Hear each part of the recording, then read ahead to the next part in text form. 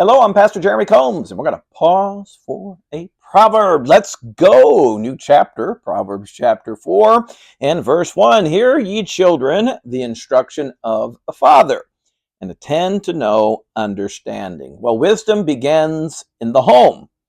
We're once again reminded of this truth as Solomon seeks to relay his wisdom to his own children. There must be a right attitude for you to receive wisdom. Here, the encouragement is given to have an open and a ready attitude. This is evident by listening. Then with the right attitude, you can have the right aptitude. The Father gives wisdom by knowledge and instruction. Remember, knowledge is the relaying of information.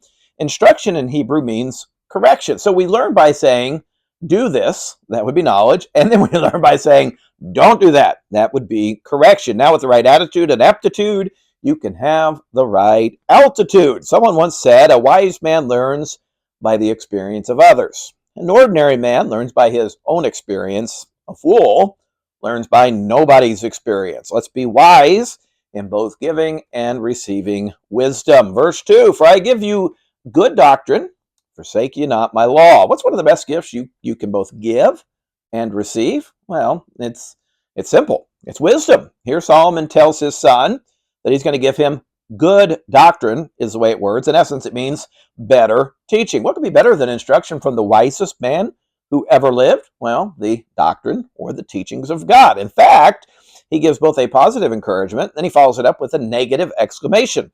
He says, I give you good doctrine. Then he says, forsake ye not my law. This is a precaution not to depart from the word of God. A gift can be given, and the gift of good doctrine is the responsibility of every godly parent to give, but a gift must also be received. This is the responsibility of all of us that are listening, like children. How did it work out for Solomon's son? Well, an old-time Bible commentator by the name of Matthew Henry says this, we have reason to think that thousands have got more good by Solomon's Proverbs than his own son did, to whom they seem to have been dedicated.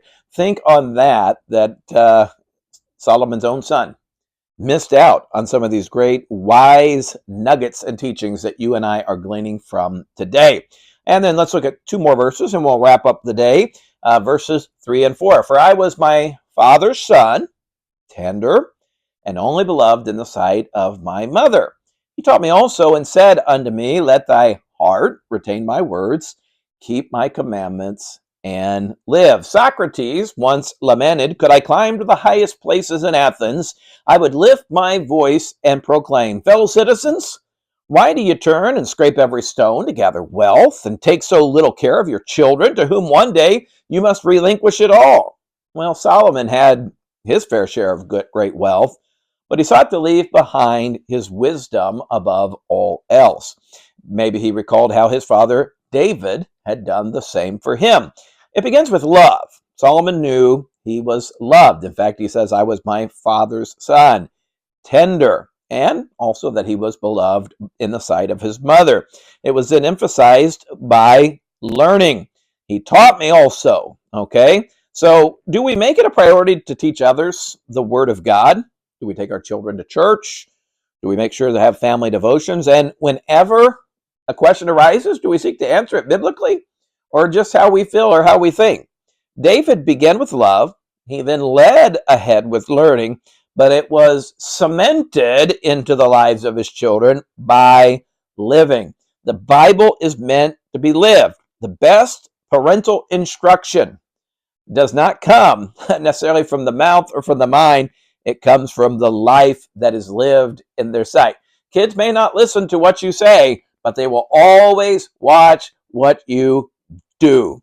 And so today, let's love, learn, but most importantly, let's live out wisdom, and let's give wisdom to our children and to those that are around us. Hey, thank you for joining us. We'll see you next time.